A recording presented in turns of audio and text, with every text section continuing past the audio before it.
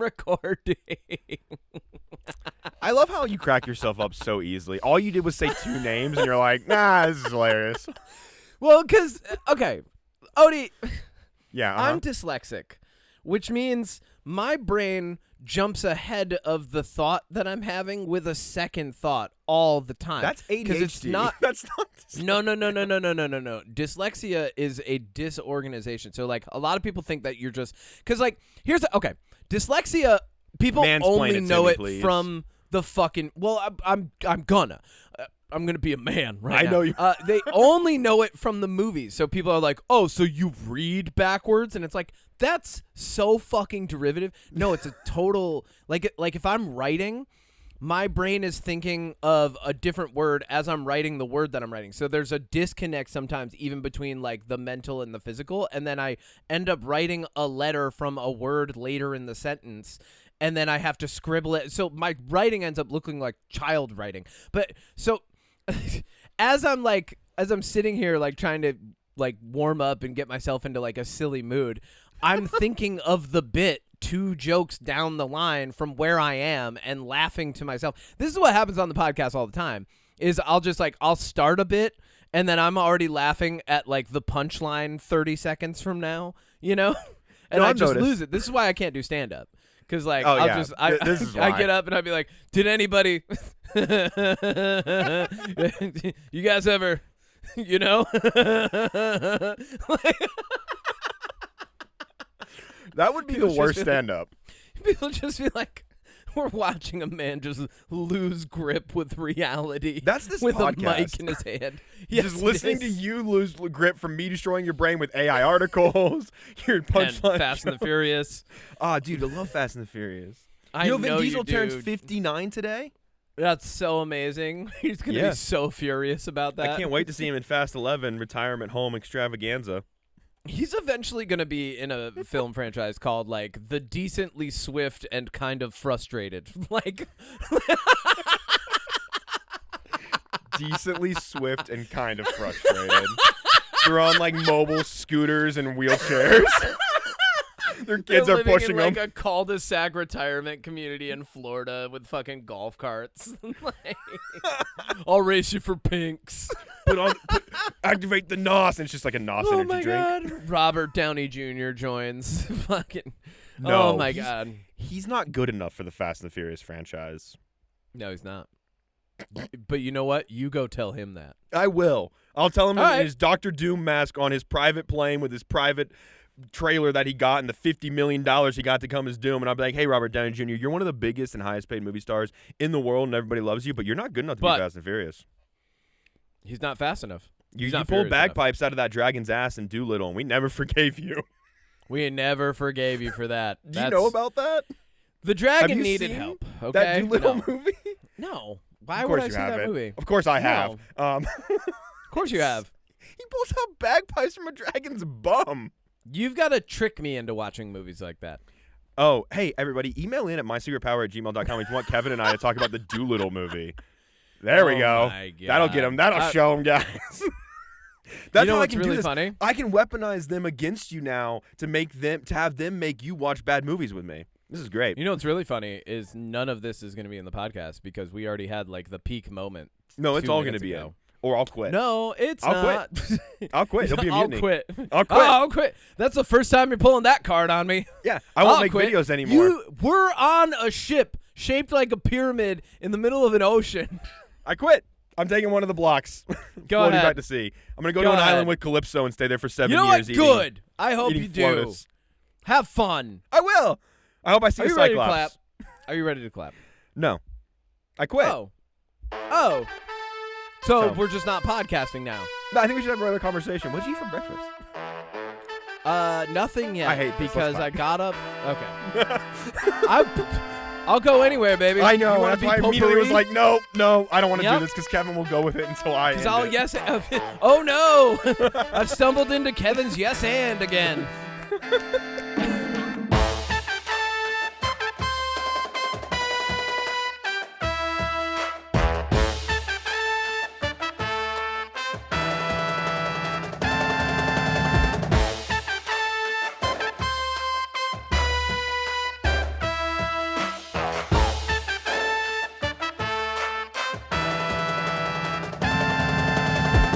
Are you ready to clap? Yeah. Okay. 3, 2, 1. On time, every time. Welcome back to the UnPop podcast. I'm your host and capitana, Papi, todo siempre, Kevin Miner. Him with me as always is. Ollie Matthews, the chef, cooking up that delicious content. So delicious. In the kitchen that's also shaped like a pyramid because everything inside the pyramid is shaped like a pyramid. My pan Everything is shaped has like a vaulted pyramid. My ceilings, spatula is just- a pyramid. Everything's a pyramid. This is a nightmare now. You know On what? Ditch the pyramid. It's a metaphor again. it's a pyramid. Let's get it. No, we're gonna. Okay, fine. It's one pyramid flat and one pyramid standing up. Odie, I had a very long day yesterday, and it ended with playing a show downtown Albany, capital in New York, right? And I get done with the show, and I'm walking outside, and I can see that, like, you ever see a conversation happening, and there's just two people, and you know you don't want anything to do with anything in this conversation. All the time. And Every conversation I walk by. my drummer, Dave, is kind of just shooting the breeze with this guy who looks like he is about to try to sell me wares out of his backpack. And I'm just like, this is not. And so I try to veer hard around them.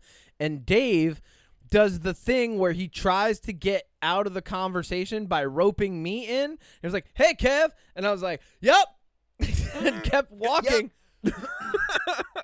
This guy he's talking to goes, you lift? And I'm like, no, man, I just driving myself home, but I'm sure there's a couple Lyft drivers around here. And then he goes, no, you lift. That's what I was like, I don't think he's driving. He points, and then I'm like, oh, yeah. And then he literally, I have never had someone scurry up to me. This man scurried. Like, there was like a shimmy and a little bit of vibration in the way that he moved up to me.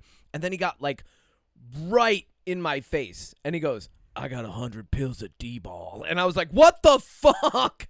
Bro, what? Which, if you don't know, D-ball is a black market steroid. I love the conversation in his mind. He was like, this guy is either the best salesman of all time or worse, because he cut immediately to the chase. He's like, you lift? And I was like, yes. He's like, oh, cool, I've identified a target market. He just scurries up and then goes, I got 100 pills of D-ball. Do you think? And I was just like, oh, I'm all natural, man. I can't, and just I'm shaking my head at him. And he's like, and then the funniest thing was, he just lifts his shoulders up, literally as high as he can, and goes, all right, and just walked away. And I was like, all right. It was the funniest. And then I spent half my drive home thinking about that interaction. I was just like, who is that man? Why did he give up so easily? Also, to look he at might you have been and be able like, to talk me into it. I don't know. do you need steroids? And to look at you and be like, yeah, you should have those.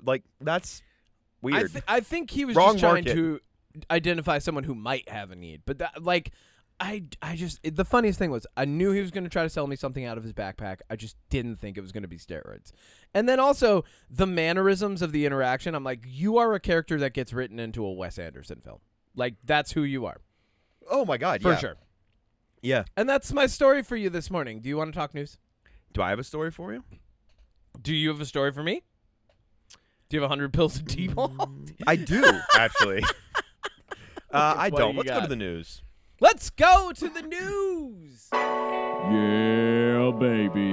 It's the UnPop News coming at you fresh and hot from the command deck of the SS Marlon Brando. Let's see what this week had in store. Odie, what's in the news? Okay. We got an interesting batch. yeah. So there's a lot of news that has come out in the last week, and there's a couple pieces that we're not really going to talk news about. every week, Cody. That's true. One piece of news that, because there's just not a lot of information about it, is we know that Coleman Domingo is going to be adapting Princess and the Frog into a live-action Disney remake. Oh, cool. Not And a lot of he's going information to play about that. Dr. Facilier. I've never seen Princess and the Frog, but it's kind of funny that they announced this after Moana bombed, because that's Moana did terrible. Listen. And then they're like, another one. Listen, Princess and the Frog, okay. Moana did not need a live action. Princess and the Frog could have a really cool live action, because it's not Agreed. going to be it's not going to be full live action because they get turned into frogs. So it's really just CG. Like, like they're just leaning into the 3D animation. Yeah. I think this is one that people have definitely wanted for a while. And I think a live action version. Yeah. And I think this one. I'm in. This one could work out of all of them. I mean, it looks. I'm 100% in. And also Coleman Domingo needs to be Dr. Facilier. For sure. I imagine you need to see this movie. It's good. Apparently I do. Like, yeah, I would say that might be my favorite Disney princess movie is Princess and the Frog. Yeah. Good distinction there, princess movie. Well, because there's the princess movies, right? Like canonically in Disney, there are the movies that star the princess, right? You got your Cinderella, you got your Snow White, you got your Princess and the Frog, you got your Mulan, you got Moana, right? These are Disney princesses. And then you've got Disney movies that, like, I mean, does Cusco count as a princess? No. Yeah, he's a princess. He kind of is. He kind of is. Like at the same time, but at the same that's my favorite Disney movie. Whereas if you were like, what's your favorite Disney princess movie? I think I'd be like Princess and the Frog. Do you think Moana is a princess movie? Yeah. No, 100%. It's not. Yes, it is. It's not. She starts the movie as a princess. She literally is the heir to the throne of an island. She's a princess. Being the chief's daughter is not the same as being the heir to a throne, Kevin. Being the heir to being the chief. Okay, listen, we're stretching the meaning of the word princess so that she can be incorporated in the. I'm just trying to be inclusive here, and you're trying to like ruin my inclusion of her in the princesses. Yeah, she doesn't want to be a princess. She says in the movie she doesn't want to be a princess, Kevin. Well, then she's a chief, and all the princesses will be like, "Are you a princess?" She'll be like, "No, I'm a chief," and that's cooler. That's fine. It's way cooler than being a princess. Fine. Moving on. Moving on. We have two bits of news that involve Paramount, our favorite company on the planet, because they're going to own everything, and we love the Ellisons because they're billionaires, and billionaires are great. And then we're going to have Paramount, Warner Brothers, Disney Google, Apple Prime. And then we have three pieces of DC news. So starting with Paramount, okay. Yeah. The first bit is Wes Craven, who has created some iconic horror movies, right? With keyword some. He's also created a lot more than that. Yeah, a lot more than some.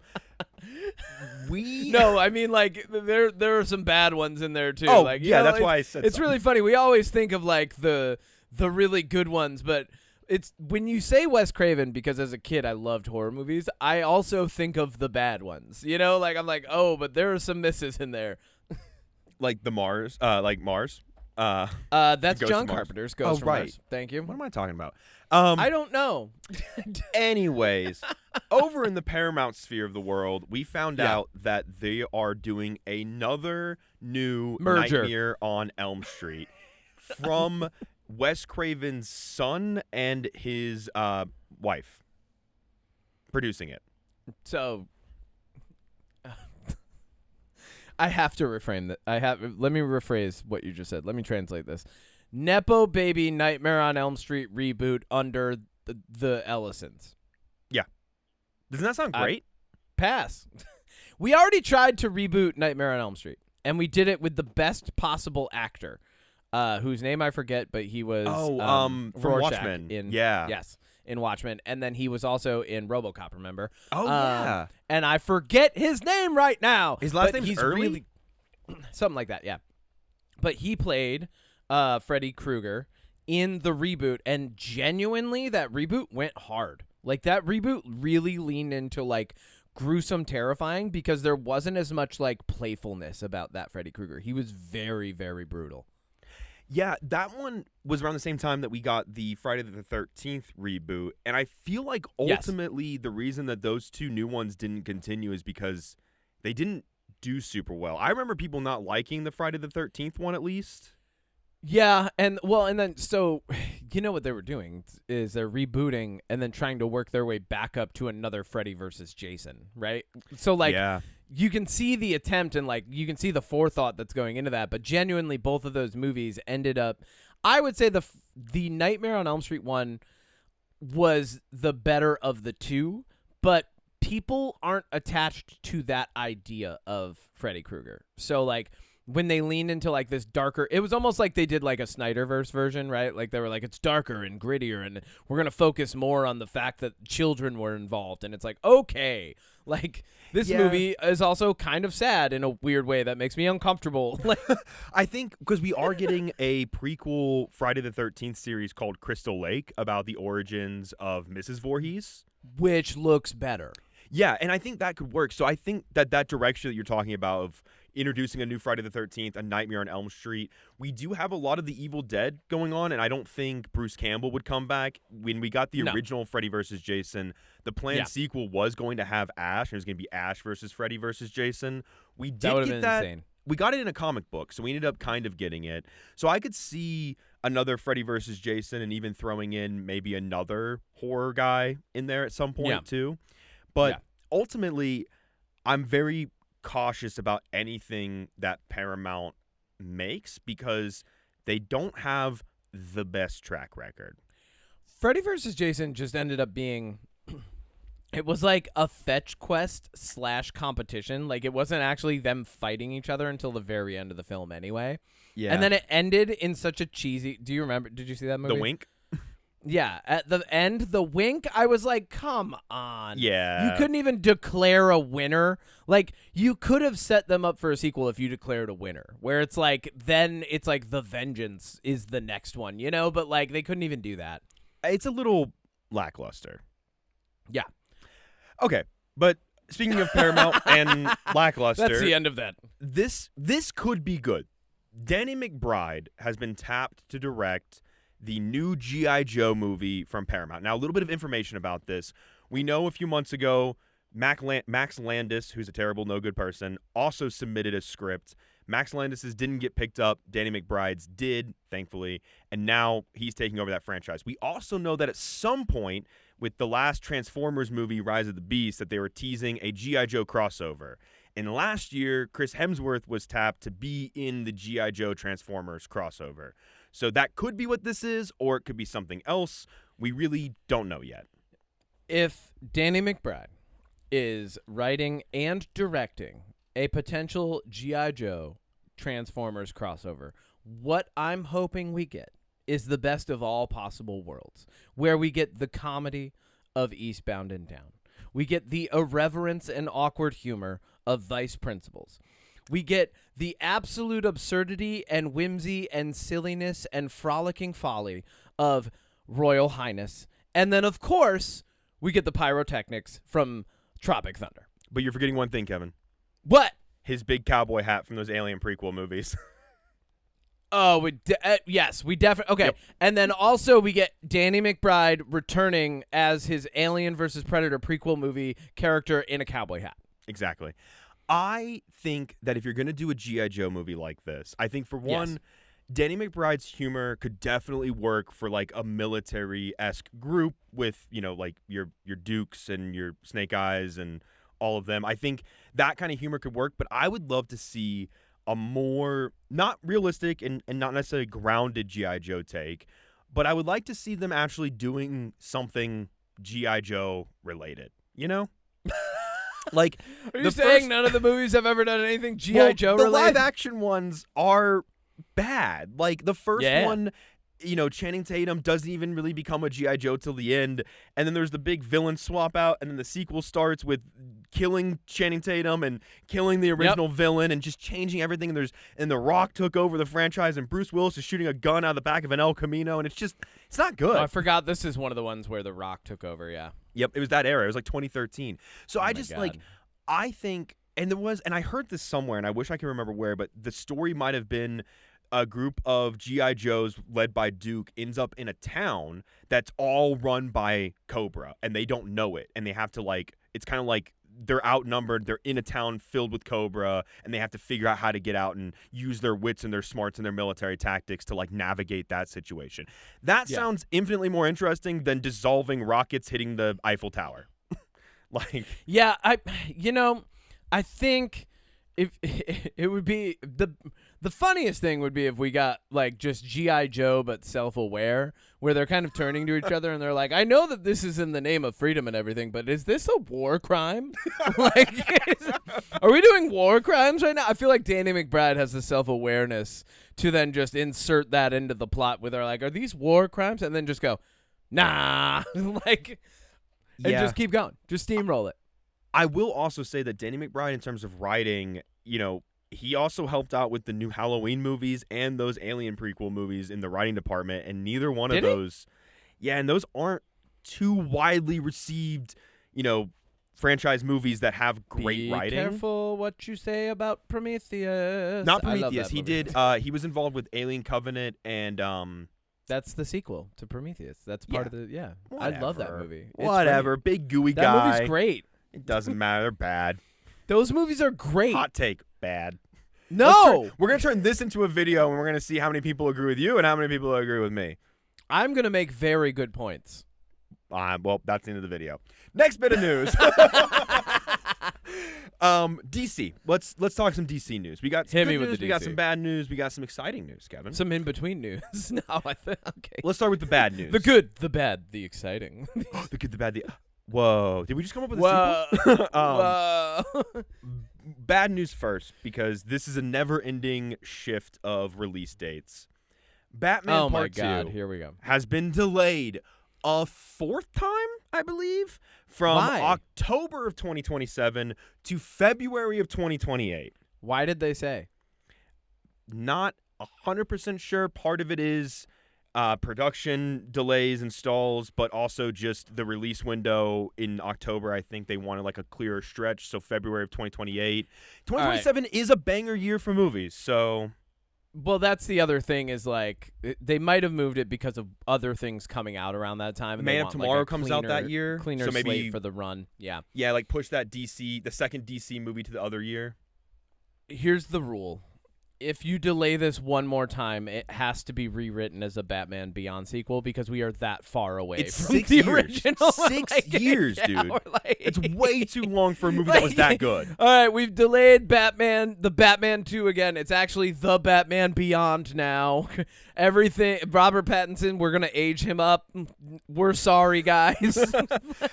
I don't, but like that's the thing is 6 years is way too long for a sequel. It's so long. Because that first one was so good. It's so I hope good. it starts with Commissioner Gordon going, "It's been 6 years." Like I love he's got the gravelly voice. Oh, I love that actor so much. Oh, Jeffrey Wright? Yeah, he's awesome. Oh my God, just it's starting out with Jeffrey. I would forgive it 100% if that's the opening line is just Jeffrey Wright going, "It's been 6 years." Like he's got the perfect delivery for it. I would be like, "Oh yeah, okay." We can move on now.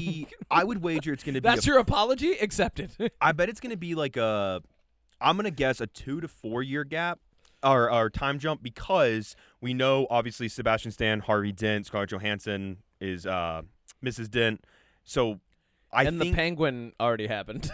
Yeah, so I think like the gap because like the first one with the Riddler like taking out public figureheads and politicians in Gotham and trying to clean it up.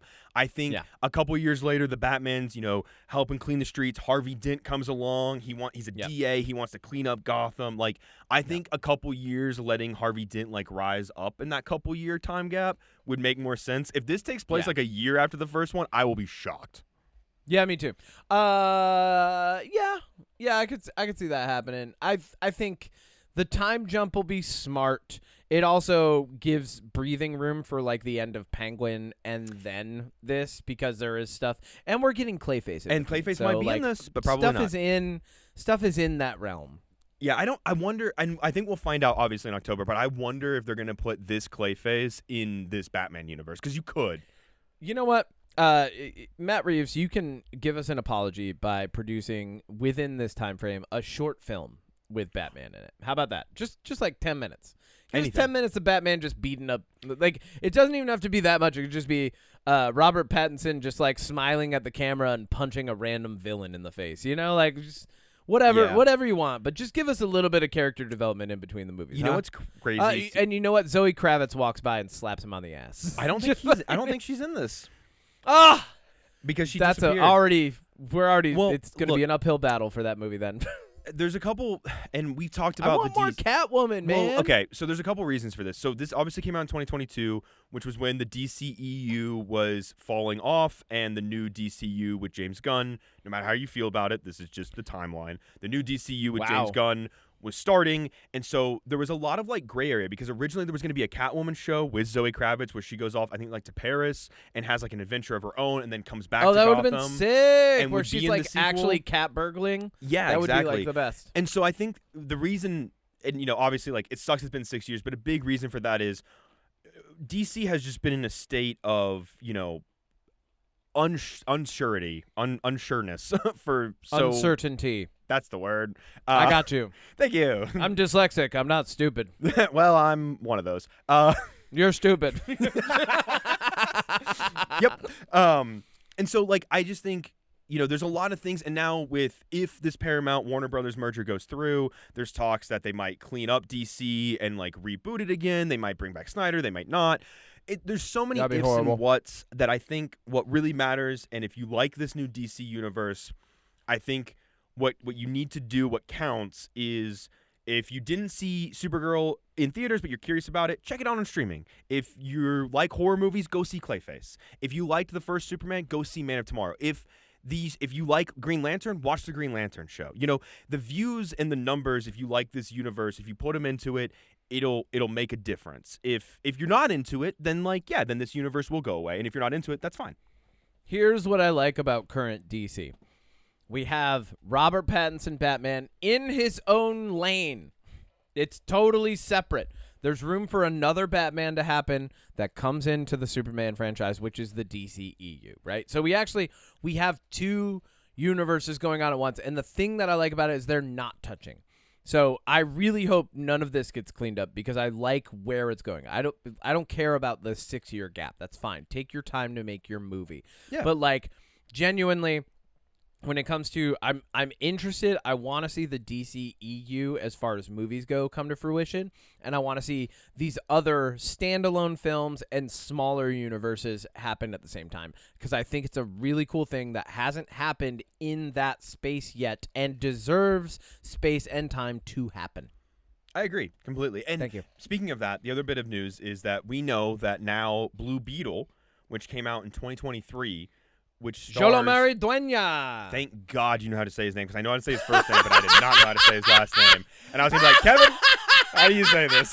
Because I don't want to butcher people's names. I said it. I'm so glad I just said that immediately for you. Me too. I also, that's the only way to say that name is Jolomari Dueña. He's also going to be in One Piece, the next season of live-action One Piece, which is cool. Here's the thing. That name... It rolls so well to me. When I say it, I just imagine he has scored a goal in football. That's what I'm actually every time I say it, it's like a triumphant. He scored. Go. Well, we know that he's going to be in Man of Tomorrow, which that is. I'm excited about that. So and that just continues to further and. I think this has just been so fresh because we obviously did a video about Black Adam. I did a video about Snyderverse. Yeah. We've talked about Supergirl recently. This has kind of been – we're moving out of that as we move into the Odyssey and Spider-Man. And, DC's going to be behind us until Clayface. But, a lot of people have very strong opinions about the DC universe, and that's fine. I understand that. You're passionate about a franchise. It's the same way I am with Star Wars. I can be a little protective of Star Wars, but I also can acknowledge – where Star Wars has its faults, which is a lot of places. And I think, yeah. Well, I was just going to say, I think that, whether you like this new DC universe or not, I think what matters is that there are people that like it, and maybe it'll stick around, and I hope it does. I hope there's more people that like it than they don't. But, again, if it goes away, then, I think personally, I'm coming to the point where I don't even want to watch superhero movies for this podcast anymore. These are the first superhero movies that we haven't been saying we have fatigue from, and I think it's because they're actually, when you look at them, they are family geared adventures. They're not doing the same because we got exhausted on the whole morally gray, mature, darker, grittier superhero. That's what gave us fatigue. was there was this constant like I almost want to call it like a foreboding ennui. Which is a very complex title to give to that, but that's kind of what it feels like. Like this foreboding sense of like just like distaste and lethargy that was coming about these films from like them always dragging on about, and then this was the hardest thing I ever did, and the universe is at stake all the time, and like I'm like, yeah, I'm fucking exhausted. How are you not? Fucking, you're the hero. You know, like. Yeah. And then you actually get it in Logan. He was exhausted. Like he was exhausted, man. He was done. Yeah. But these are the first ones like Supergirl, Man of Tomorrow, like all of these movies, and even Blue Beetle, like they lean into a more fun, adventurous, family-friendly feel. You know? Yeah. And I like, think that that's a good thing. It's fresh. It's a Agreed. different take, and I like it. I hope it gets space and time to breathe and develop. Well, and that's the other thing too, is like for me personally, if you want, there's nothing wrong with wanting a darker, grittier superhero. Like, yeah, there are superheroes that fit that. Your Punishers, your Daredevils, your Spawns, your Venoms. Like there are characters out there that fit that. My thing is, if you want to see Superman be evil, we have Invincible, we have Irredeemable, we have, which is a comic book, not a TV show, which I highly recommend. Irredeemable, really, really good. We have The Boys. You know, like my biggest complaint, and then this is the last time I'm going to say this until I do my Snyderverse video next year, but like my biggest complaint with Man of Steel and Batman v Superman isn't Zack Snyder's directing, isn't necessarily the plot, isn't the action, isn't even the way it looks. It's the fact that if you wanted to have a super strong alien guy like destroy a city and fight another super strong alien guy, just don't make that Superman and totally mischaracterize him. You know, like, and people argue, well, Man of Steel, it's his first day as Superman. Well, even more of a reason that he should be trying to save people and showing, like, I get 100%. you like a Superman that can crash through buildings because you like dumb action. I'm right there with you, but like that's not Superman. Superman isn't the kind of person that's going to throw somebody through buildings with people in them. Yeah, you mentioned Mark Millar's that universe and the darker superhero stuff, and I had a small stroke because there's a distant buried memory I have of like Jupiter's Legacy. Oh, Jupiter's right? Legacy on Netflix. Yeah, Netflix bought the Miller universe. Remember the horrible series that was Jupiter's Legacy? I pushed that out of my brain. I watched one now. episode and I never watched it again. That was very bad. I had every episode play in the background while I sorted Magic cards one day, and it was absolute drivel. Yeah, I remember looking up and going, this is bad. And then looking back down, and then every now and then I'd look back up and go, this is really bad. Like, okay, Kevin. Oh, okay. I would like last bit of DC news. Last bit of news, and I think we'll probably turn this into a video, so you might be watching this on YouTube. But on YouTube? That means you can see my face right now. Here it is. Okay. Recently, we've talked about there's a DC Jimmy Olsen crime anthology show coming, and we know that the first season is going to star one Gorilla Grodd. Now, real quick, for anybody that doesn't know, Gorilla Grodd is a super intelligent gorilla who sometimes has like telepathic and psychic powers, and he's super smart and super strong. He debuted in The Flash as a villain in number 106 back in May of 1959. And now, Kevin, we know that one Jimmy Tatro is going to be playing Gorilla Grodd in the series. Whoa, Jimmy Tatro from 22 Jump Street, and also Scream 7, where he dies almost immediately. Actually, immediately. In the trailer. In the trailer. In the trailer. He died so fast in that movie, he died in the trailer. This show... Odie. Yeah. If they've casted Jimmy Tatro, but they're going with the 1959 design of Gorilla Grodd, they could have casted anybody. He just might be doing voiceover, because I don't know if you've seen it. It's just a gorilla. There's nothing special about it. It's a suit. You could literally throw him in a 1959 gorilla suit, and that would fit the character design there. I think you should do it stop motion like the original 1933 King Kong. Have that be on screen with Jimmy Olsen. I'm 100% into that. This show sounds awesome because Jimmy Olsen, to me, is one of the standout roles in Superman 2025. I think Skylar Gisondo did a great job as Jimmy Olsen. I think that character is really well done in that movie because he's a ladies' man, but he doesn't understand why. Everyone thinks he's hot, but he doesn't understand why. And that's just done really well, and he's super funny. I agree, and I think even more than that, this is going to hopefully accomplish something that people have been trying to do with multiple series for a while, which is establish a grounded, more human-centric, kind of quirky, on-the-ground level, superhero-esque story that doesn't necessarily have too many superheroes in it. You know what I mean? Like, there was that weird show with Abed from Damage Community. Control from DC with Alan Tudyk. Thank you. There was Damage Control with Alan that's Tudyk, Marvel, Danny Pudi. But yeah, it was like it was about them being like an insurance agency or something. It was Bruce Wayne's cousin or something. Yeah, nobody remember. Powerless is what it was called, I believe. Powerless. We yes. did it. We did it. So the thing that I think most people are curious about when it comes to this show, or would be curious about, like myself, is do you introduce the Flash in this show because it's a Flash villain? Do you do a minor hero that then like helps out Jimmy Olsen, or is this just going to be Jimmy Olsen sitting in Perry White's office telling him a story, and that's the narrative structure is we flash to him telling Perry and we flash back to the events and Jimmy Olsen's just reporting on it? There's so many different ways it could go, and I think no matter which way, whether he's reporting, investigating, working with a hero, or whatever, it's going to be fun. I have one word, and I want them to do this, and that's it. Quirky. I want it to be quirky. I want weird, funny things happening, and I want conversations that seem a little bit inane happening between Jimmy Olsen and Gorilla Grodd, because that'll bring a level of humor to this that I don't think we've necessarily gotten yet. Do you think Gorilla Grodd will be... I think there's like one version where he's on a planet full of super intelligent other gorillas. Do you think we'll get that? Not in this season.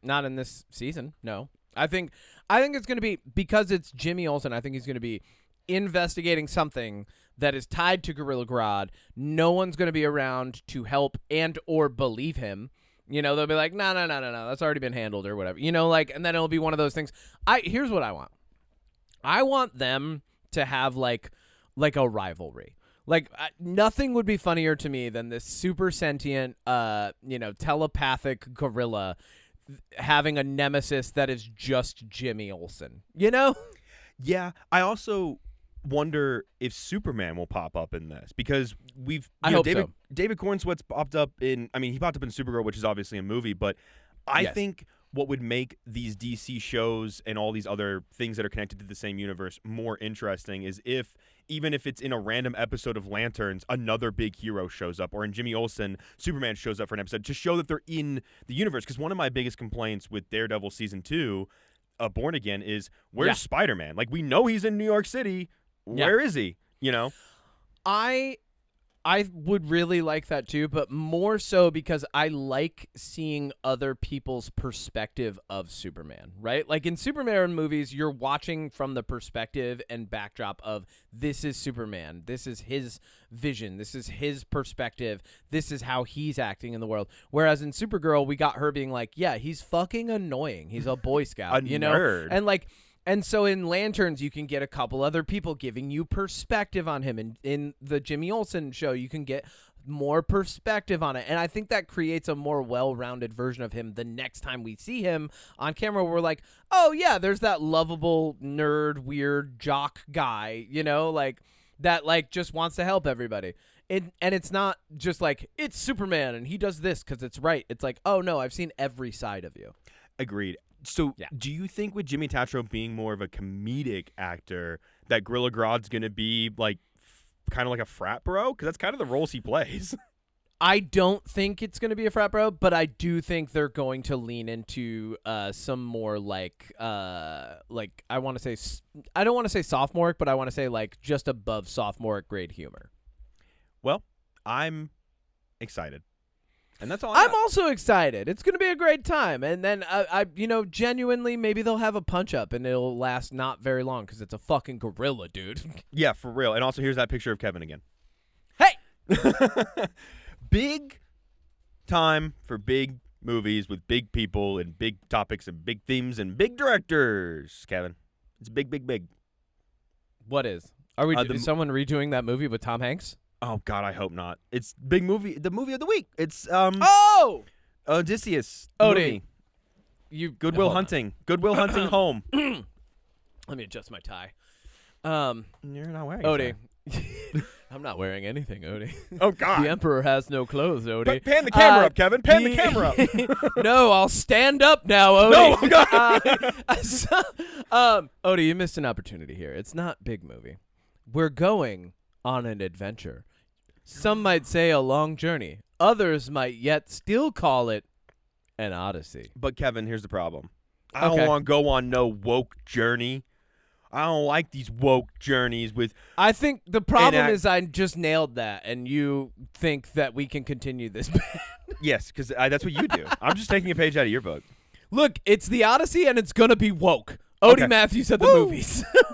Odie Matthews at the movies. Odie, we saw Christopher Nolan's instant classic blockbuster this week, The Odyssey. And all I have to say to you is, was this journey garbage, bad, fun, good, or great? Now, Kevin. It seems so silly to ask that question after It all is. of that preamble. It's very silly because I've made it very clear on this podcast that I'm not only a Nolan fan. Big Nolan fan. But I also have unpopular Nolan opinions because I think Tenet is his best movie and it's also my favorite, which is an unpopular opinion. You're wrong, but that's fine. I love Tenet. Yeah, that's fine. You're wrong, but it's fine. Yeah, I'm not wrong. No 'cause one's it's an opinion. mad at you for being wrong. It's not wrong because it's an opinion. It's a but wrong opinion. This year, there was two movies specifically, like outside of the big superhero and IPs and stuff, that I was like, I cannot wait. And it was Dune Part 3 and The Odyssey. This movie yes. is film. It's piece of art. It's a masterpiece on pretty much every single fundamental layer of filmmaking, and it proves, and this is going to be a hot take, but it proves that directors like Nolan continue to understand filmmaking at a level that I think is higher than other filmmakers who think they're there. I think Nolan has proven that he can continue to make good movies while Spielberg flounders. Like, I think that he has lasted way longer than a lot of other, like, Coppola and stuff names have, in my opinion, because this is another just 10 out of 10 movie from him. I noticed that in all of that, you refrained from using the words garbage, bad, fun, good, or great. So I still don't know how you feel about this. Oh, my God, it's great, Kevin. Shut up. Let me have my moment.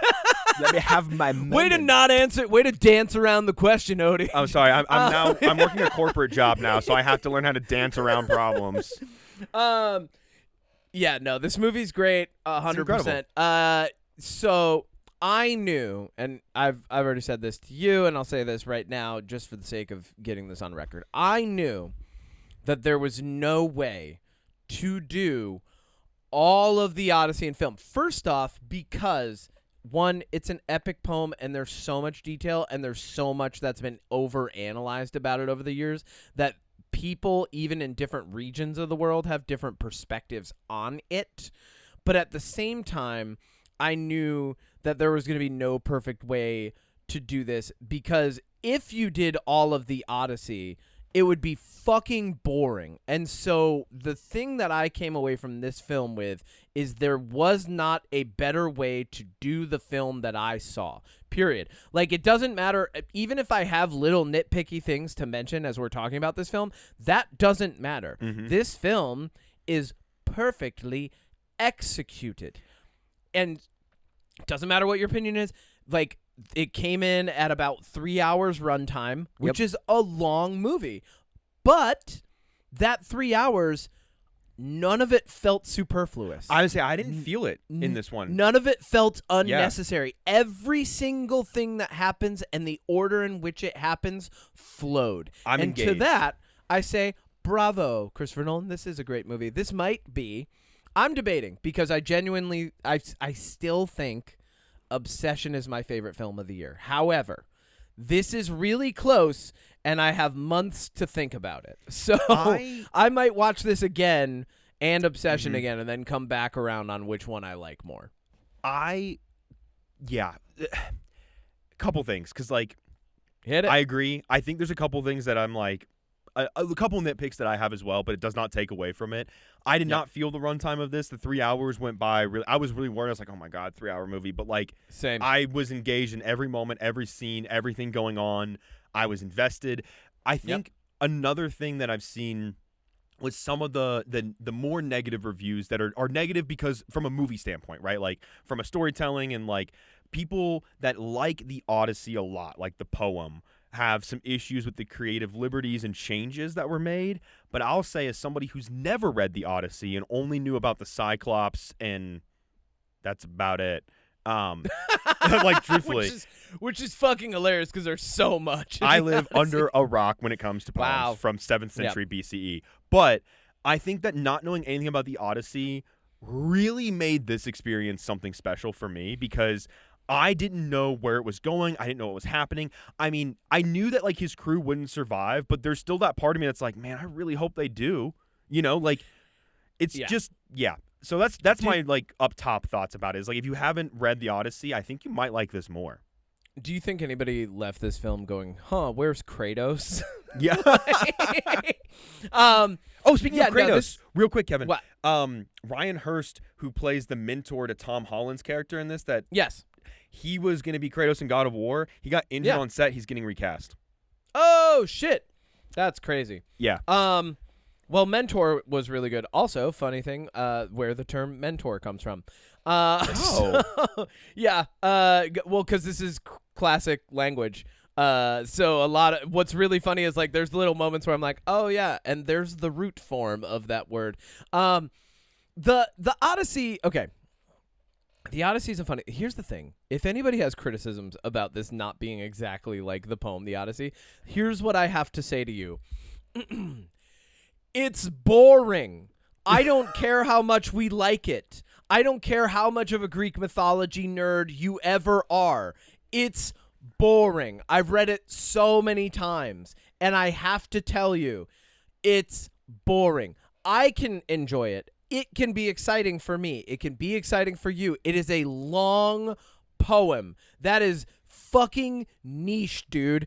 Here's the thing. The Greeks didn't have a word for niche. So, like, you were just held hostage by these people verbally telling you stories. And the Odyssey, written by Homer, is one of those ones that, like, I feel like people would walk in on, and they'd be like, oh, what's going on? And they're like, they're telling the story of Odysseus after the battle in Troy. And they're like, oh, that's cool. This will probably be short. And then all of a sudden, they're like, it's fucking past dinner. And he still hasn't even gotten through that straight yet. You know, like... Yeah. Genuinely, the story itself is an Odyssey. It's not for all audiences, and the best way to present it is the way that it was presented here, by jumping around a little bit, a la Chris Nolan style, which Agreed. is something that we know is very much his style. It's not told in a linear fashion, when in the book and the original text, it is told in a linear fashion. That would have been boring. Like, I cannot emphasize this enough.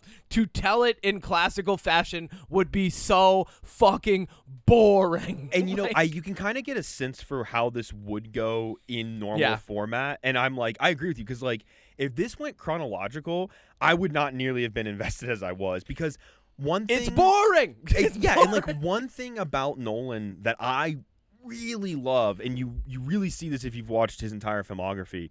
Yes. His main character is time in every single one of his movies, even Batman. Yeah. And so with this, I just really love how it's portrayed.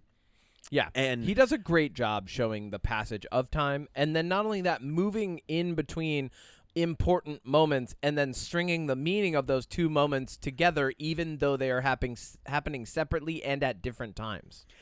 Now, I want to say this up top, Kevin, because I don't want to dwell on this for this, because I don't care. This is a poem from 7th century BCE that has Greek gods and cyclopses and witches and sirens and whirlpools. Yep.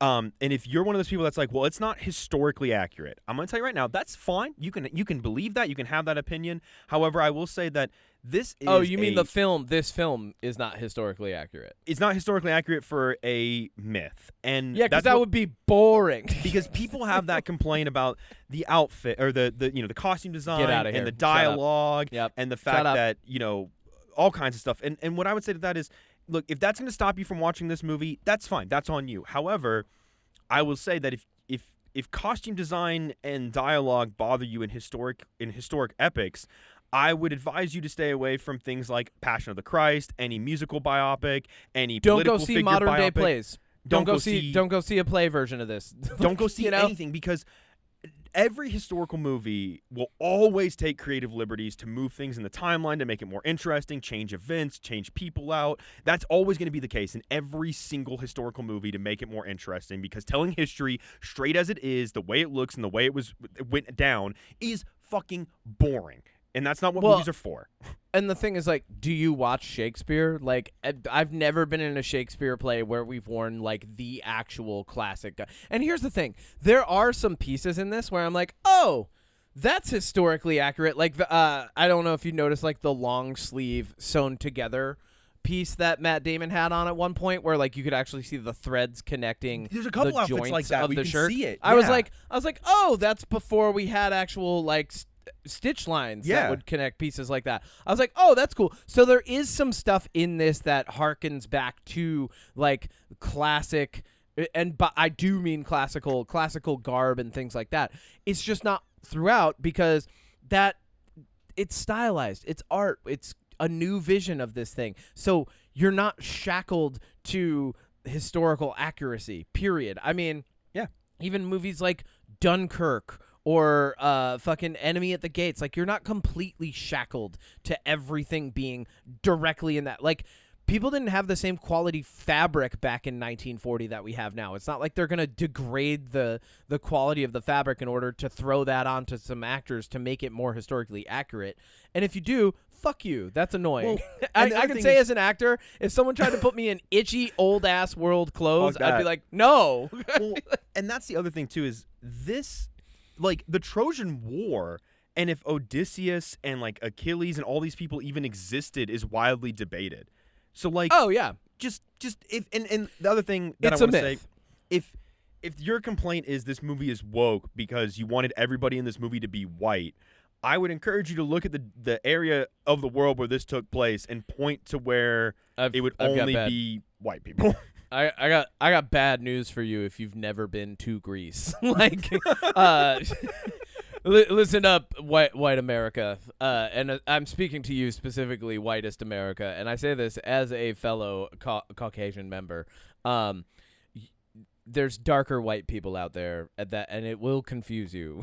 Like, here's the thing, like, I'll add this to your point. I get like a Mediterranean tan. Like, I've got nice like Spanish Mediterranean genes, right? And so I get a little bit darker. I will straight up have people who are like white go, what are you? Like, so if you're watching this movie and you're like, not everybody's white, first off, you're racist. Second, fuck off. Third, we're gonna talk about the movie now. Yeah. Let's speed run the plot real quick. Can I speed run the plot for everybody? No, I want to speed run it. Okay, that's probably better. All right, you can how about you can speed run it after I speed run it, because my speed run is going, it's the Odyssey. You should have read it by now. If you didn't read it in English class, I don't know what you were doing. Everybody had to read this at some point in school. Well, your school's dumb. Well, I was in the South, so what do you want from me? There you go. They probably taught you the Bible instead. Everybody had to read the Odyssey in New York State in high school. I don't know anybody in my area who doesn't remember reading this, because it was always fun. Especially because, like, you know, the old customs of the old world and stuff like that. The plot of this movie is it's the Odyssey. It's just told slightly differently, and they play with the timing of information and how it's revealed a little more, a la Christopher Nolan. Like I said, Odie, feel free to give us a speed run of the plot if you don't think that was succinct enough. Okay. Matt Damon. Okay. He's here. And he's a warrior. He can string a bow that nobody else can string. And he doesn't hunt. He likes to give his prey a chance to run away before he hits him with an arrow. And he plays it fair. He had a great idea. If he made a giant horse and everybody sat in it for days and shat and pissed on each other and almost died and almost drowned and almost got stabbed, if that happened, then they could get inside the gates of Troy and open the gates, and then everybody could come in and have a party. And then Agamemnon's army. Maybe, oops, he violated Zeus's law. And Zeus's law is why I think a lot of people don't like this movie, because it says, hey, treat others like you want to be treated. Treat people with kindness. And people went, no, I don't like that. That's not good. I want to be 100%. mean. And then Odysseus was like, oh, fuck. I might have messed up here, guys. And then a lot of bad shit happens to him until he gets home. He actually doesn't admit that he fucked up. No, you see it in his eyes. You see it in his eyes. Yeah, well, yeah, he's remorseful, but at no point up until like until it's way too late. And this is okay. So this is a cool element of Greek storytelling that I can share with the audience right now. It is called a hamartia. A hamartia is a tragic flaw that a hero possesses. Very often, a hamartia is related to your greatest strength. So it ends up being your greatest weakness or your greatest flaw. Like if you're an overly capable, strong person, you might be so strong that you would inadvertently break or hurt something that you didn't intend to. That's a hamartia. That is a tragic flaw. If you're someone who is so competent, you might make a decision before you have all of the information because you are competent and used to making competent decisions, and then all of a sudden you've offended Poseidon, the sea god. That's a hamartia. So, like most, if not all, actually, I should say all.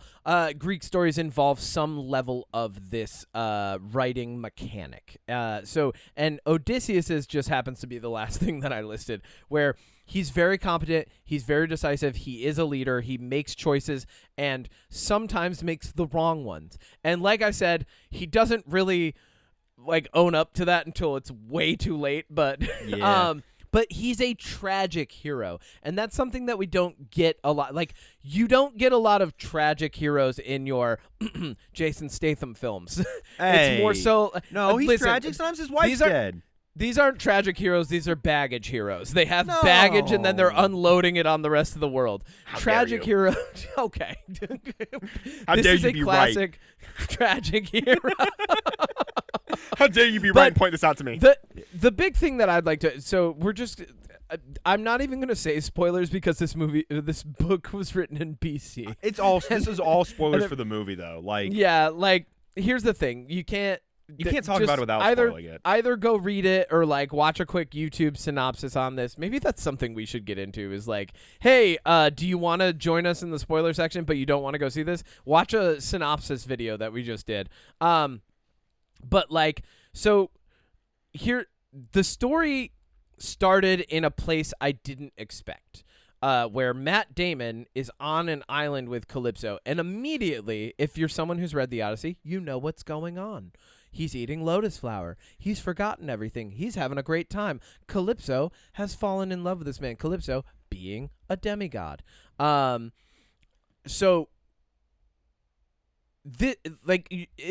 Christopher Nolan dropping us in here, and it doesn't even start there, does it? It starts with Tom Holland and Robert Pattinson and Anne Hathaway, and they're okay. It starts with Travis Scott. Actually, the movie starts. That's with the Travis first person Scott. we see is Travis Scott, famed Fortnite concert giver. Travis Scott. Well, okay, actually, remember? Real quick, before we do full spoilers, I'm just gonna speed list non-spoiler things people know about. Looks incredible. Hoyte van Hoytema, who's Christopher Nolan's cinematographer since Interstellar in 2014. Incredible. Yeah. Looks insane. Just absolutely, this is how movies should look. And phenomenal. I saw it in IMAX. Absolutely incredible.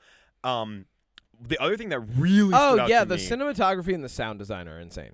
I was gonna say the sound design when he hits the bow, the drops, the big bass booms, 10 out of 10. All the performances. I don't think there's a single person in this that I was like, oh, your performance wasn't strong. I do have an opinion on who I think is the weakest.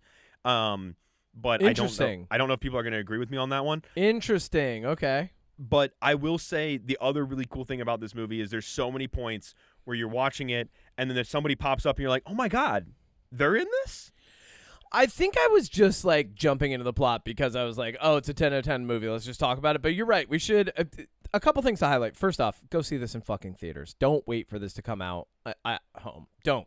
This movie deserves to be seen in theater. It doesn't matter. It's a big screen fucking film. It's so good. If you and can it's see it in beautiful. IMAX, it's incredible. Yeah, and if you're not a moviegoer, fine. Then watch it when it comes out on home, but you're lost.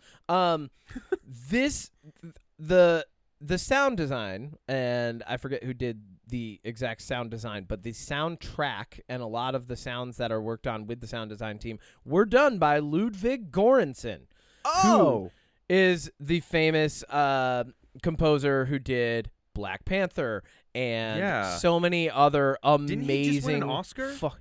Ludwig Göransson has won multiple Grammys and Oscars at this point already, yes.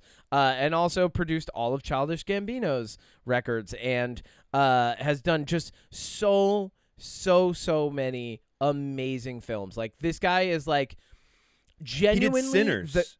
The care and talent that he brings to any motion picture that he works on is insane. It's I wouldn't say it's unmatched, but I would say it's hard to find someone in the contemporary space who is as versatile and free thinking and creative as Ludwig Göransson. I'm so happy that we've gotten him as like a telltale sound design composer of our era.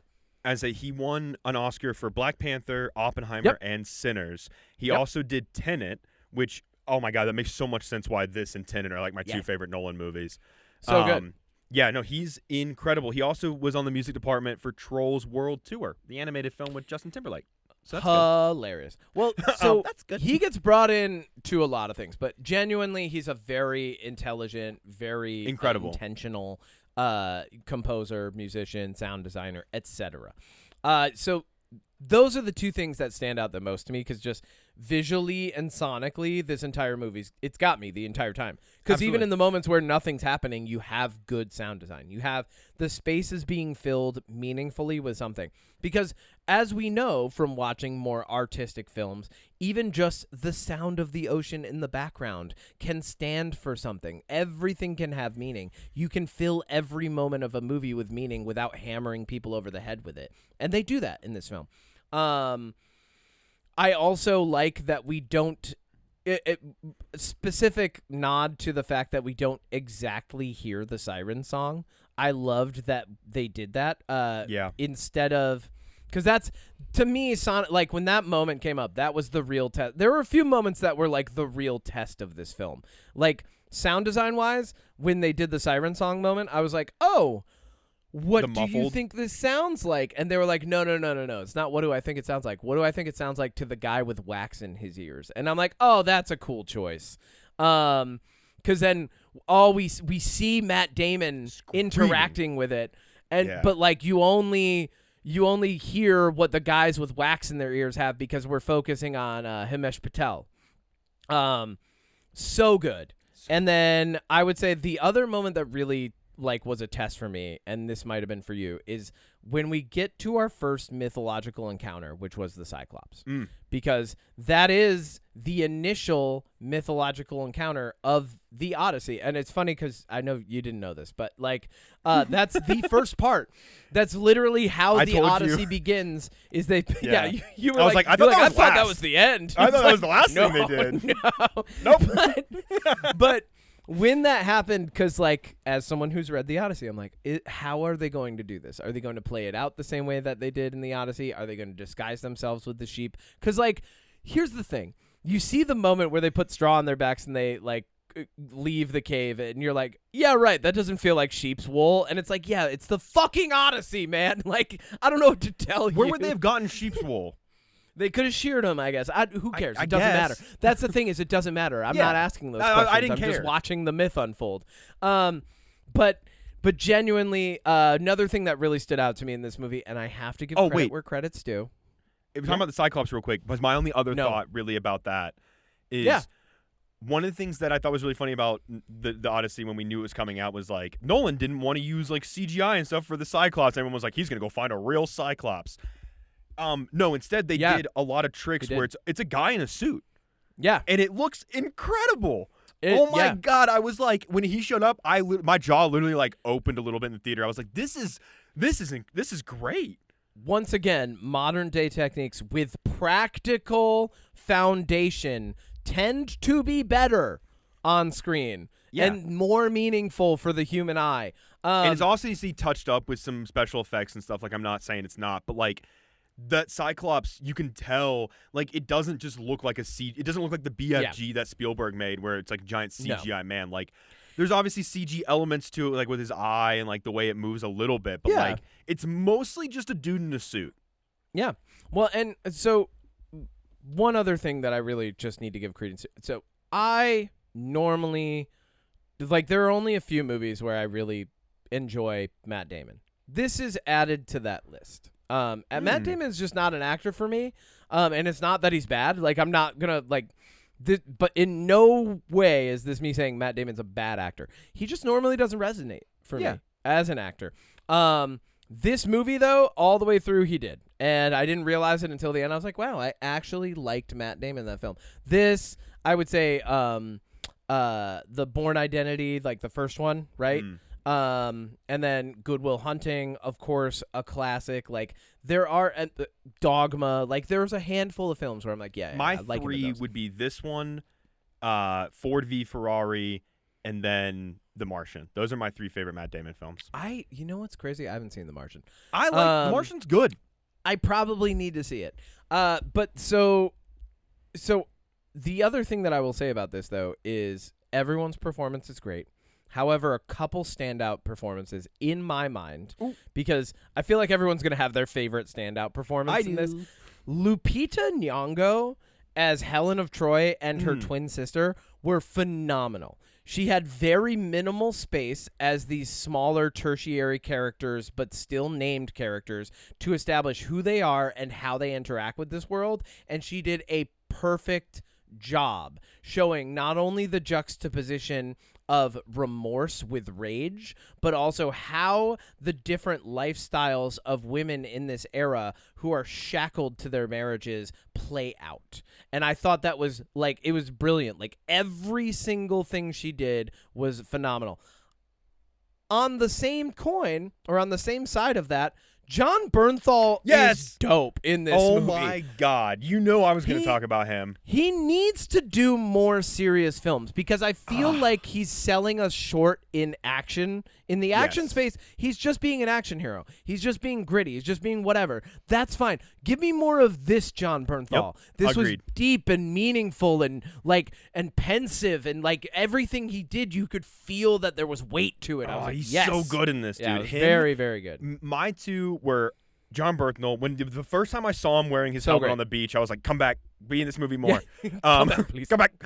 But him and Robert Pattinson. Robert Pattinson has proven time and time again, and I've been saying this since post-Twilight, you cannot, if you're still one of those people that's like, well, he was in Twilight, move on. Because he's got a filmography that has proven that Twilight does not define him as an actor. And I even saw an interview with him recently where he was like, he's like, I couldn't do that Twilight again because on set, everyone did it so earnestly that we didn't do it as I winked to the camera as people interpret. Like, everybody took it really serious. And he was like, and now I wouldn't be able to do that. Like, you know, and he, as the, you know, like the, I guess like the villain in some ways, but like an antagonist in a lot of ways, like, just does a phenomenal job with his stupid ass haircut. He is the antagonist of this story. So the reason he is the antagonist is, and this gets more into like the classical analysis of the Odyssey. So you have Odysseus, who betrays Poseidon's law unknowingly by hurting Zeus's law by hurting Poseidon's child, which angers Poseidon and then sends him on the Odyssey. And it's because he adds insult to injury. It's not because he is saving his own life from the Cyclops who would eat him. It's because he adds insult to injury when he fires that extra arrow. Like, just the way that he behaves. Because the thing is, they are in the Cyclops' house. They are technically guests. Like, and that's a huge thing throughout this is the golden rule. Treat people how you would treat yourself. Follow the rule of guests. Be kind. Be conscientious. Be considerate. All of these things. Whereas Antinous, played by Robert Pattinson, doesn't give a fuck about that. Like, No, he doesn't. The entire time. Never does his character once care about guest right or anything. He only cares about himself, and he uses Zeus's law to his benefit because he knows other people will play into it in a way that he doesn't intend to. And it's great. And he is phenomenal. Him and John Bernthal, absolutely phenomenal. Fun to see John Bernthal with Tom Holland. Like, most of their scenes are together, and then we're going to get them in 2 weeks in Spider-Man.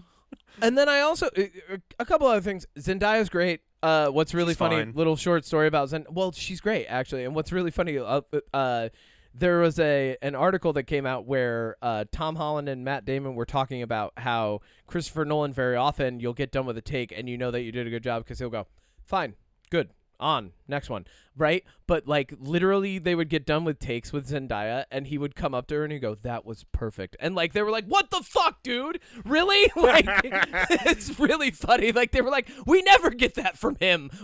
How come you get that? Can I tell you who I think the weakest performance out of the main cast is in this? You may. There's some points in this movie where I'm like, is Tom Holland a good actor? Okay. Here's the thing. I don't think that's on Tom Holland. I think it's on the fact that they didn't cast someone slightly younger. Tom Holland is finally just old enough that I do not believe he's is 20, like, 9. Yeah, like, I do not believe that he is the younger young man like that he 22? is supposed to be in this film. Yeah. I don't believe that. I genuinely think they could have got somebody who visually and, like, sonically rides that line a little more. Tom Holland, to me now, he's not little boy Tom Holland anymore. He's very much grown into who he is. Which is great for him, you know? Yeah, I think it's great. It's going to open up a whole new era of Tom Holland films. However, in this film, I think he accomplishes the task of playing a younger, more angsty teen. Also, like, to give him credit and not to critique, like, your viewpoint on this, but, like, that character is a bit whiny. So, like, for him to not lean into that harder, I think is a credit to him as an actor. But he doesn't do a lot of the heavy lifting in the scenes. The other actors on the actors opposite him in the scenes do, because they have important things to say. They have things that move the plot along.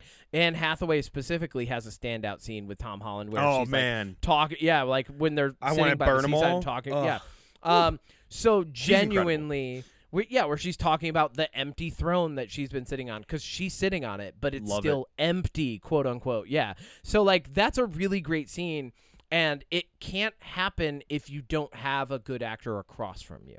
So, like, although we might not see him as being a standout performance, he is like, he's like Scottie Pippen it. Like, he's definitely setting the layups, he's getting the assists, and everybody else is dunking. I also I think I don't disagree. I said Zendaya's fine, and that's not what I meant, because she's incredible. She's also not in it a lot. That's what I meant. I meant, like, that's what I was going with. That is, like, she's fine.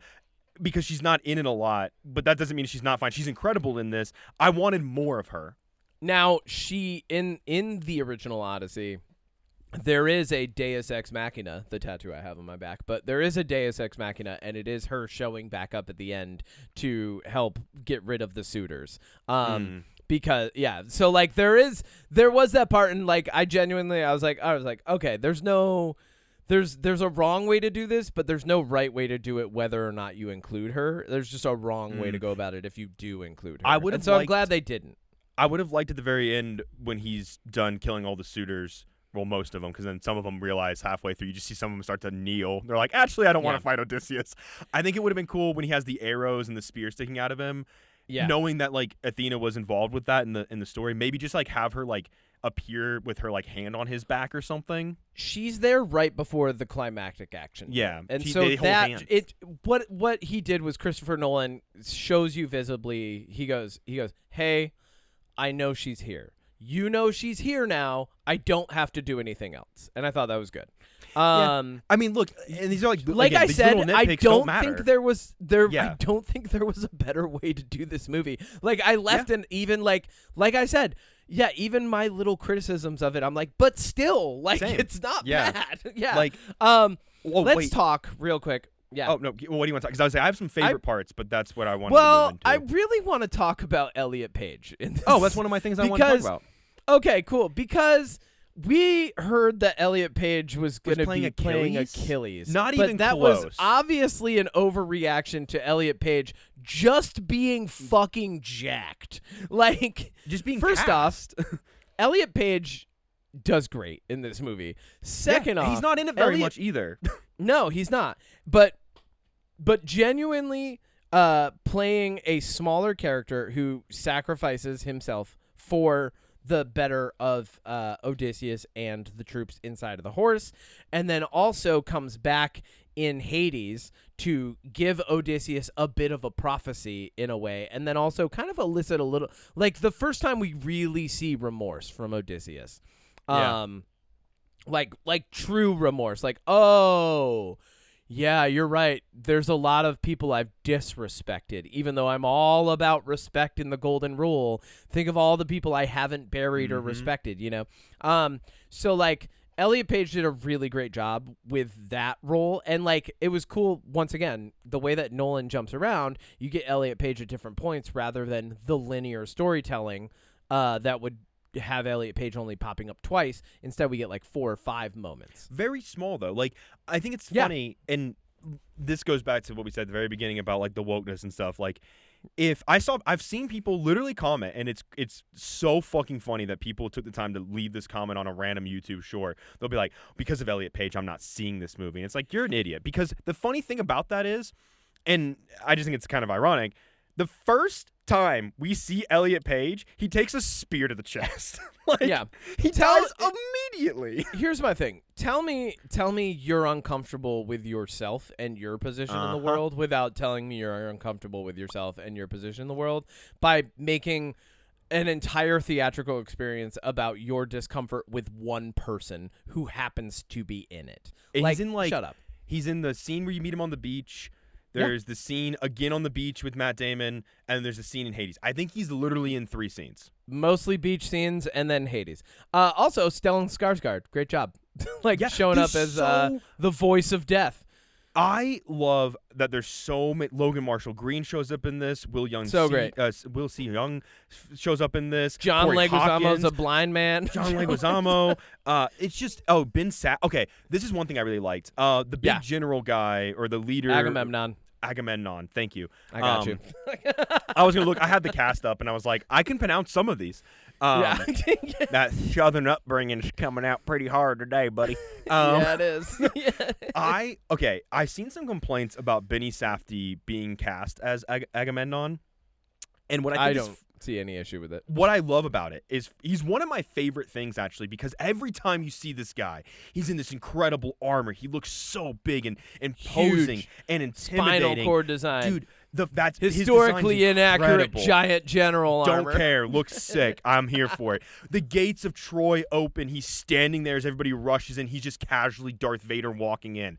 I love all that. But then he takes the armor off when he gets back to Sparta, and he's just this weak, scrawny, like normal guy. And I love that. And whether it's intentional or not, what I took away from that is these scrawny, like weak men, like having this facade of power, and that power being the armor. But when you take that armor off, when you peel back the layer, he's just a weak little guy that gets stabbed in the neck. You're not wrong. And I love that. And the other thing that I think was really great about like his whole performance is that like you don't really see his face. I think that was a really good choice too. But the moment in Hades is easily one of my favorite moments of the whole movie. It's so incredible. But what's your favorite mythological moment that happens in this? Because there's a few pieces of this adventure. That's what. Okay, before I answer that, the whirlpool scene, right? Yeah. What's the big thingy that snatches up 6 guys? You don't know. It's just a giant beast. It takes 6. That's it. It's got 6 arms, foreseeably. So, like, once it gets 6 people in its arms, it's done. In the myth, it's like a weird, crazy beast that just preys on them. But, like, very specifically, in the myth, it's like, you're going to lose 6 dudes. See, I got confused because I was thinking specifically 6. I was thinking of Jason and the Argonauts, where Poseidon pops up out of the water. I don't know why, but I thought that's what it was. And yeah, my favorite mythological moment though is probably there's two, and one is the Cyclops, because I just think that's so visually well done. I love what a great scene. I loved everything about it. But the other one, because of the subtlety in it, I loved when they were on Apollo's, the sun god's island with the cows. Like, I love everything about that. The wind keeps them on the island, and as soon as they make that mistake, the wind stops. Like, I just think that the way all of that is portrayed, the way it looks, I just really liked all of that. Yep. Yeah. No, that was really good. My favorite moment, and this is because it's not described in the classic poem how it's done. And then the way they went about it was when Cersei turns the men into pigs. Oh, I that's was a good like, one. This is horrifying. This is just deserved. This is like, it's everything that the Odyssey tries to highlight about guest right and how you treat people, and like that lesson that it just keeps hammering home. But the way they did it in this fucking movie was truly horror. She's like molding them like clay as she's turning them into fucking pigs. And I was just like, this is amazing. Like, I loved everything about that entire sequence. And you can see like the horror on their faces. They literally can't stop eating. And like, and it's because she's trapped them. There's like a spell at work, and they're not done until she has turned them into pigs. I think that what also makes that scene really great, because I think you're right. Actually, that might be my favorite mythological moment, because that's mine.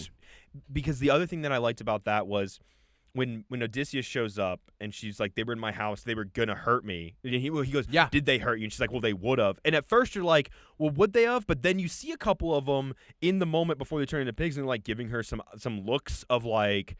And we've seen them pillage. We've seen them burn. We have to assume that they've raped and killed. Like, we see them kill innocent people in Troy. So, like, yeah, she probably was in danger. And that actually is my other really, like, big thing that I loved about this. I love that Troy looks like a normal city. It's not some huge, towering, and crazy visual thing. It looks like a normal fucking place. The wall is like normal height. It's not like, I think of the movie Troy with Brad Pitt, which I watched recently in preparation for this a couple weeks ago. And like, Troy in that is like, it doesn't feel like a real city because it's too crazy. You know what I mean? It's like too big. It's too much. But this one just felt like a normal place, you know? Yeah. And I would say the sequence where they're sacking Troy is actually one of the best sequences in the film too. It's Christopher all Nolan's at night. Action?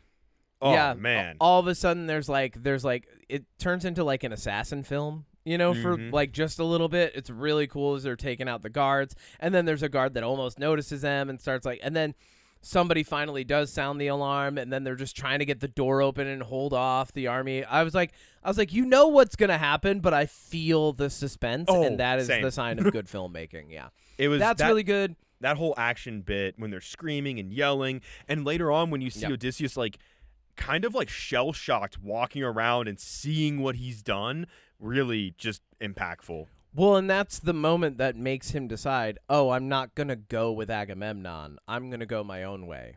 Like, I've had enough of this, you know? So, yeah, overall, like, I don't know that there's anything else I could say without kind of starting to just, like, repeat myself. Great movie, phenomenal acting, wonderful sound design, cinematography's on point. Christopher Nolan's knocked it out of the park. Probably one of the best movies of the year. Go see it in fucking theaters. What else? Is there anything else to say to summarize this fucking film? Like, everybody's great.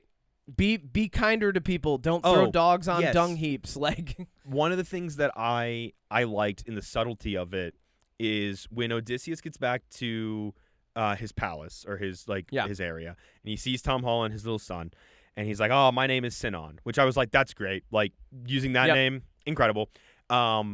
And then, you know, Tom Holland and him are talking, and they get up to the palace, and his dog, his hunting dog, that's like 22 years old. So old. It's been waiting for him to come home. Just alive to see Odysseus again. And that's the moment when Odysseus, like, stops. He pets the dog. You see its tail, like, wag a little bit, and then the dog passes away. And that's when Tom Holland's character realizes that it's Odysseus. And I was like, that is such a good way for Tom Holland to realize that, instead of him being like, I am your dad, Odysseus. Like, It's so. I'm really glad you like this classic poem. I'm really glad. Me too, actually. I'm really glad you like the elements of this classic poem from BC that you've never read. Yeah, it's like, what, 20 years old probably is how old this poem is? Yeah. Yeah. It's not that old, right? No, like, I mean, it's just good. Like, and that's what I'm saying. Like, if you've never read the Odyssey or if you only know, like, little bits about it, I think that this is just a really fun introduction to it. Going into this, somebody had kind of, like, mentioned a reviewer had mentioned the people who will benefit the most from this movie and enjoy it the most are the people who haven't read the Odyssey. I think that is the reviewer saying, I've read the Odyssey and I like historical accuracy, and I'm like, all right, calm down. I enjoyed the fuck out of this. I don't want everything to be and like I said, I never wanted this to be accurate to the source material. Like even when the trailer first dropped last year, I was like, oh, we'll see. Like, I genuinely was like, we'll see how this is executed. I think Christopher Nolan knocked it out of the park. I think this might be the best way to introduce somebody to that story. And I genuinely think if someone isn't, like, once again, it's fucking niche. If someone's not into, like, classic poetry or epic poetry, and you show them this movie and then you go, and then there's an epic poem you can read, like, if someone doesn't appreciate that aspect, they're still going to think it's boring. So, like, this is a really great way to show people some Greek mythology, and like, stars across the board, one of the best movies. That's all I got for you. I mean, man. it's easily one of the best this year. It's like this in Obsession. It's top two. Like, top two for me, yeah. I don't know where it lands. Like, those two are almost even in terms of greatness. The only reason I would think for me, the only reason Obsession is still above this movie is the sheer magnitude of accomplishment versus budget. You know what I mean? Like, absolutely. Obsession has accomplished more with less than this movie will, period. And that's just by nature of its creation. So, like, to me, that's more valued, like, in my mind when I'm, like, equating the two or comparing the two. But, like I said, there's, like, another, 5 months left in the year. Who knows how things are going to rank at the end of the year. But top two are this and Obsession so far. Yeah, I think this and Obsession top two for sure. For sure. Odie, what's your jam this week? Don't have a ton of jams this week for you. You don't have a ton of jams? I finished All-Star Superman, the deluxe edition, the comic limited run. And again, I think it's so fascinating that people point to, like, the Man of Steel and Batman v Superman movies and they go, that's Superman. But then you read, like, any Superman comic and he's just, like, the nicest guy in the world. And All-Star Superman is phenomenal. If anybody hasn't read it and is interested, I recommend this and Supergirl Woman of Tomorrow, especially whether you liked or disliked the Supergirl movie. I think the Supergirl Woman of Tomorrow comic that it's based off of is really solid. But All-Star Superman, once again, Lex Luthor is up to his old tricks. He tricks Superman. He gets overloaded with radiation from the sun, which starts to decay and, like, degrade his cells because he can't store that much. So he realizes he's dying, so he sets out to do some final good before, dying, leaving the world a better place without Superman. How does Superman want to leave a world that no longer has Superman in it? And it just really highlights, for one, how good Superman is, how Clark is, has this act of being a bumbling idiot and to kind of keep under the radar of people thinking he's Superman. It has a great Lex Luthor that I think is a very, like, this just shows that Nicholas Hoult really knows how to play Lex Luthor, because Lex Luthor's like a crazy man in this. He's an egocentric, fucking billionaire who thinks he's saving the world by getting rid of Superman just because he's jealous he can't fly, like, and that's pretty much dumbing it down. But just a really good comic run. I had a great time reading it. Now I'm moving on to Secret Wars in preparation for Doomsday. Just been really pushing through comics recently. Cool. Not really listening to anything new in terms of music or podcasts and TV shows. I did try the show Sirens on Netflix after did Supergirl Millie Alcock, and I did Upright Millie Alcock, which, again, Upright, fucking phenomenal. And I was like, let me try this show Sirens. It's got Glenn Howerton from It's Always Sunny, Kevin Bacon, Millie Alcock, and a couple other people. And I watched the first episode. There's only 5, and I'm like, I can't tell if I liked it or not. So I don't know if that's a jam or a not jam. But it just, I don't know. Like, you ever have an actress or an actor that you really like in things, but then they play a role where they're meant to be kind of insufferable, and you're like, ugh, I don't think I can watch this.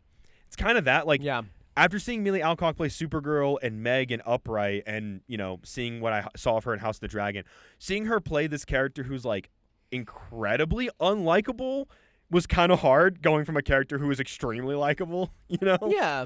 So, yeah. Oh, we'll see. I might circle back to that, but Interesting. that's all. I haven't really gotten up to much, honestly. I built a wizard's tower for D&D today. Oh, that's fun. Yeah. So that's a jam. That's a jam. Your jam. Maybe is I'll crafting. post a picture. Oh wait, I can do this on the YouTube channel. Head over to UnPop at YouTube. I'm gonna create a post because you can on YouTube. I'm gonna take a picture. We should start doing this. We should start taking pictures of stuff that we're talking about. Or posting pictures. I'll take a picture of the battle map I made. My group is gonna fight some vampire spawn today. Yeah, you've been making some sick battle maps. I mean, Thank genuinely, you. like your players they're eating good at that table. Yeah, when they are. When you're throwing down some of that stuff, it's really cool. That's been a good creative outlet for you. It has been. Thank you. And your jams, Kevin? I got 2 jams for you. Only 2? Okay. Only 2. Unit 2. Only 2 this week. Number 1. And 1 honorary mention. Oh my God. Okay, so no, 3. No. It's a short honorary mention. So I've got 2 jams. One is OK Goodnight, art rock band from Boston, Massachusetts. This is a new band. Awesome. They're playing in weird time signatures. They're really cool. There's like bass saxophone in one of the songs, I'm pretty sure. I've just started really kind of getting into them. They are super cool. I always love art rock. Art rock is weird. It's a little bit jazzy. It's a little bit indie. It's a little bit like alternative. So that's been cool. Slow Joy, I also want to mention as a band that I listened to this week. My friend Lexi sent me one of their songs. I forget what it's called right now. But then I found a song by them called Te Amo. And they're very like early 90s alternative grunge style. So like... Definitely part of that wave of like 90s shit that's coming back. You know how like people are wearing like cargo pants and fucking baggy jeans and listening to grunge again. Yeah, definitely in that space. But really, really cool. I liked that a lot. And then honorable mention, I finished reading Crescent City this week with my girls because I have inadvertently started a book club with 5 women in it and then me, and we're reading Sarah J. Maas books, which are typically considered romantasy books. And here's the thing that I want to make sure that I mention about this. I read Crescent City. There's like 1 sex scene in that entire book. So like I think a lot of people, they see names of these authors and they see genres and they see tropes and they kind of just like create a prejudice around that entire space. Crescent City is probably the most well-written, mature Sarah J. Maas book that I've ever read. I think it's my favorite. And I've read the entire ACOTAR series, and I've tried to read Throne of Glass. I have not been able to get through it. It's just not speaking to me, really. But Crescent City is about a half-elf...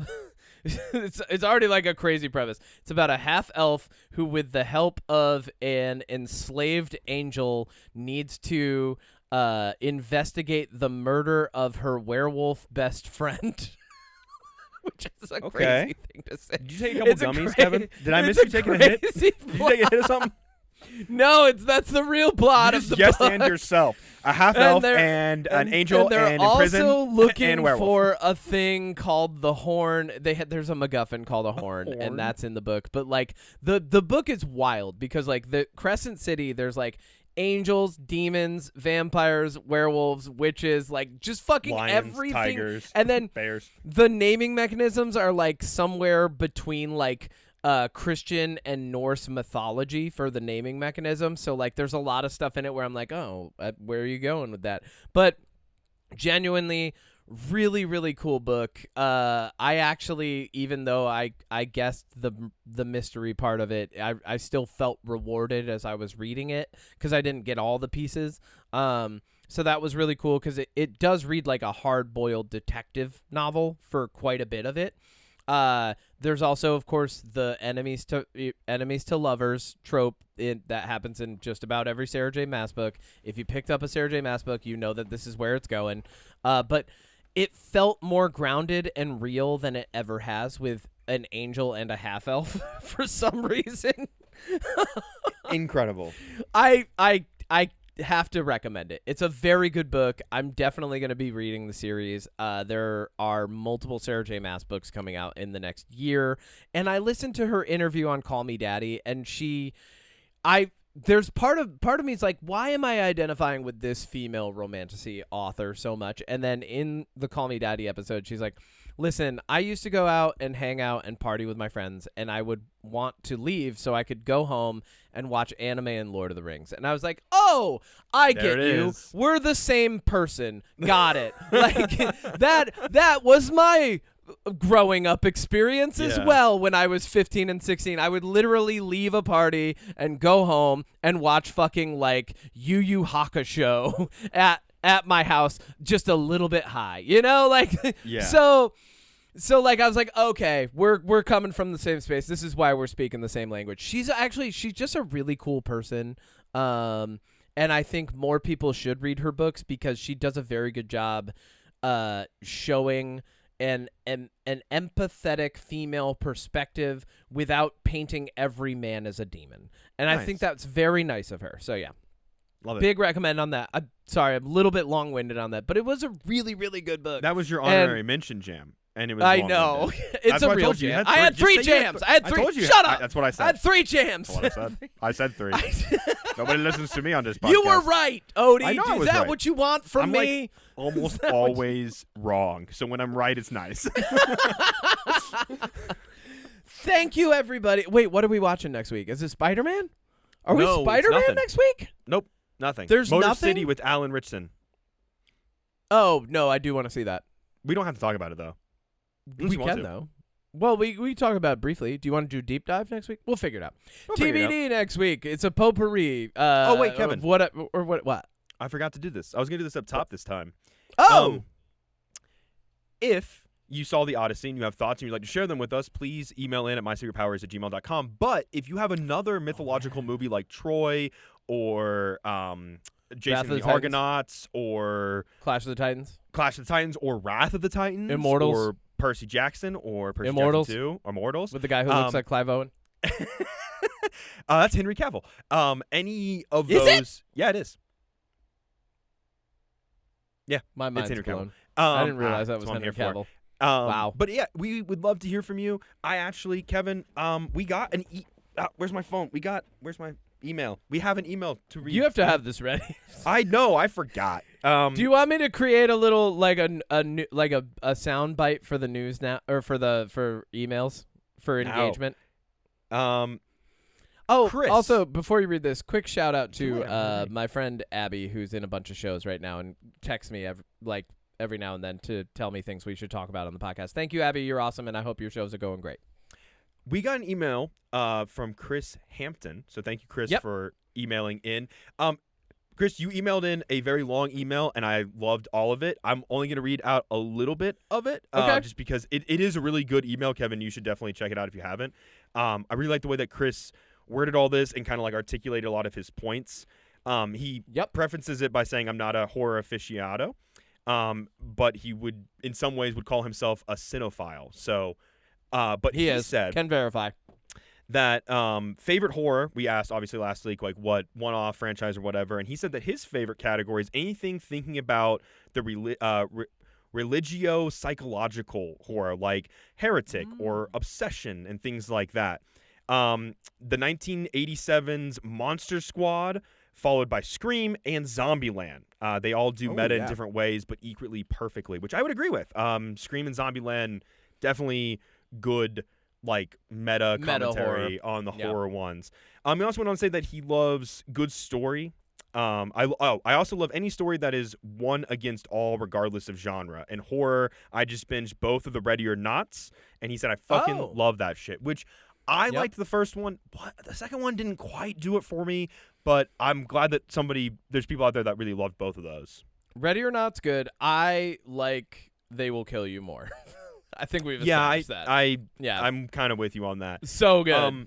So thank you, Chris, for sharing that.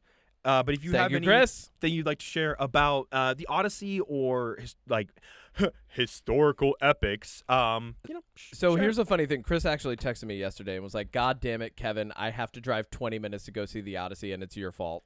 I was like, Hell yeah. Okay. Hey, at least it's only your fault. It is my fault. I didn't Chris does not blame you for a single bit of this. Good. It's all Don't. me. It's not me. Yep. I make Kevin see movies. I will never make anybody else see a movie. If anybody listening to this has any opinions on the Odyssey or things that they would like to share, some insights, maybe even some things where you disagreed with us or you think we missed a couple things, feel free to email in. We'll take some constructive criticism. But if it's not constructive, then we're going to be, however it is back, we're going to mirror image that. So if you're destructive, we'll be destructive back to you. Well, Kevin, I respond and that's to these, a promise. and I have two wolves inside of me. One is a typewriter, and the other is a sassy bitch. I have two wolves inside of me, and both of them are silly geese disguised as wolves. Thank you, everybody, for listening to another episode of the UnPop Podcast. Thank you for weathering this absurd existence with us. If you have any questions, comments, concerns, subpoenas, or you would like us to podcast live at your funeral, please email mysecretpoweris@gmail.com. Art by FrankAce. Music by Mwah. We'll see you next week. Goodbye, everybody. Ugh.